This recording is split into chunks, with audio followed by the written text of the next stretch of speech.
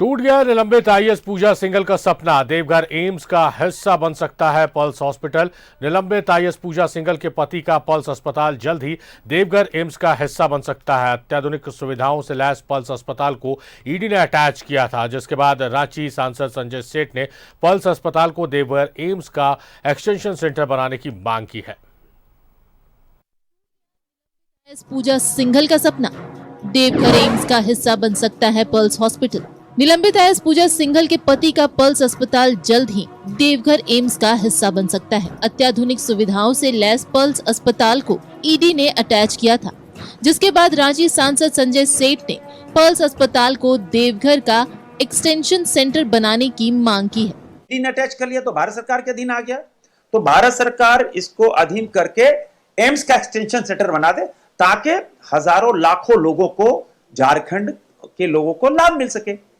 क्योंकि यह पैसा तो काला पैसा है, यह पैसा तो जनता का रिश्वत का पैसा जो लिया है। संजय सेठ की मांग पर केंद्रीय स्वास्थ्य मंत्री ने संज्ञान लिया है। वहीं झारखंड के स्वास्थ्य मंत्री ने कहा कि बेहतर सुविधाओं से लैस पल्स अस्पताल के बंद होने से अच्छा है कि इसका लाभ मरीजों को मिल सके। ईडी वगैरह ने उसको जब्त किया है। क्या आप अपने माता पिता बनने का इंतजार कर रहे हैं? ओएसिस फर्टिलिटी ने लगभग 90,000 जोड़ों के जीवन में खुशियां भर दी हैं। आज ही 7825893660 पर कॉल करें। ओएसिस फर्टिलिटी के कम लागत वाले IVF उपचार की सहायता से अपना सपना पूरा करें और सभी को खुशखबरी दें। और जब्त करके यदि उसको सरकारी संपत्ति के रूप में वो यदि उन्होंने घोषणा कर दिया है तो उसका यदि उसका लाभ हो तो इसमें खराबी नहीं है। और मैं समझता हूं कि लेकिन चूंकि इसके कानूनी पहलू क्या है नहीं है ये मैं नहीं जानता हूं, जब इस विषय में जानूंगा तो विस्तार पे आपको बता पाऊंगा। निलंबित आईएएस पूजा सिंघल की अब तक 82 करोड़ 77 लाख की संपत्ति को ईडी ने जब्त किया है।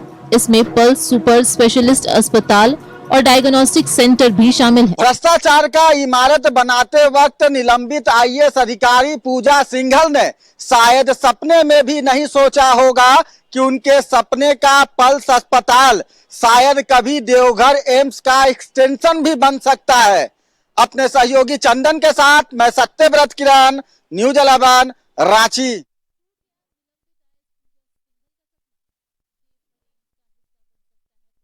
साथ लाइव जुड़ रहे हैं, सीधे उनका रुख करते हैं। सत्यव्रत, बेहद दिलचस्प चीज है। पहली दिलचस्प चीज तो यह है कि ईडी का जहां पर कार्यालय रांची में वो भ्रष्टाचार की इमारत के रूप में जाना जाता था, भ्रष्टाचार के पैसों से वो बना था, ईडी ने उसे अटैच करके अपना कार्यालय बना लिया और वहां से भ्रष्टाचार को अब मिटाया जा रहा है।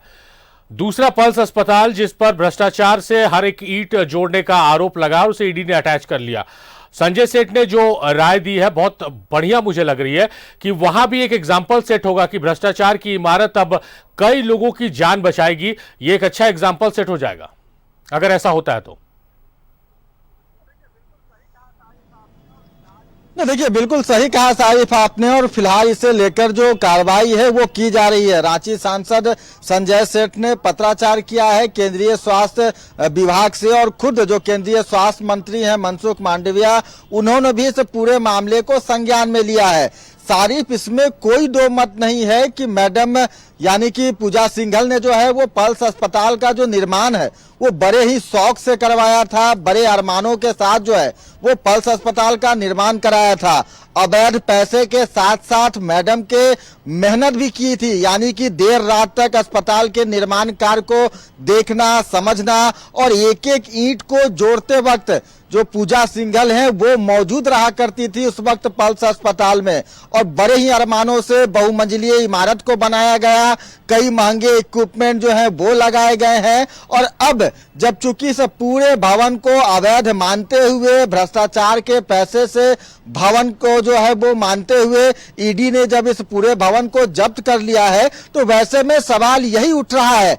आपने बताया कि जब एनोसेक्का के उस भवन को, जिसे फिलहाल ईडी ने अपना कार्यालय बना लिया है, तो बीते कई महीने से जब पूजा सिंघल को जेल भेजा गया था, जब ईडी ने पल्स अस्पताल को अटैच कर लिया था, तो लगातार इस तरह के सवाल उठ रहे थे कि अब पल्स अस्पताल का क्या होगा। तो एक बीच का बेहतर रास्ता दिख रहा है, चूंकि पल्स अस्पताल बहुमंजिलीय अस्पताल है, महत्वपूर्ण और कई अत्याधुनिक उपकरण जो है वो उस अस्पताल में लगे हुए हैं, और वैसे में वह उपकरण खराब न हो जाए, जरूरी है कि उसका फायदा आम लोगों को मिले। तो फिलहाल जो विचार चल रहा है कि झारखंड में जो एम्स का निर्माण हुआ है, देवघर में जो एम्स बन रहा है, उसी का एक हिस्सा जो है वो पल्स अस्पताल को बना दिया जाए, ताकि वैसे लोग जो कि देवघर एम्स इलाज के लिए नहीं जा पाएंगे, उसका सेंटर होने के नाते पल्स में उनका इलाज जो है वो हो सके। खुद स्वास्थ्य मंत्री ने भी कहा कि किसी भी संस्थान के बंद हो जाने से अच्छा है कि उस संस्थान का जो लाभ है जी, जाहिर तौर पर ये एक अच्छा सुझाव आया है और आप उम्मीद करते हैं कि इसे गंभीरता से लिया जाएगा केंद्रीय स्वास्थ्य मंत्रालय की तरफ से और एक्सटेंशन सेंटर के रूप में, एम्स के एक्सटेंशन सेंटर के रूप में पल्स को अब लोग जानेंगे। बहुत शुक्रिया सत्यव्रत, तमाम बातचीत, तमाम जानकारियों के लिए आपका।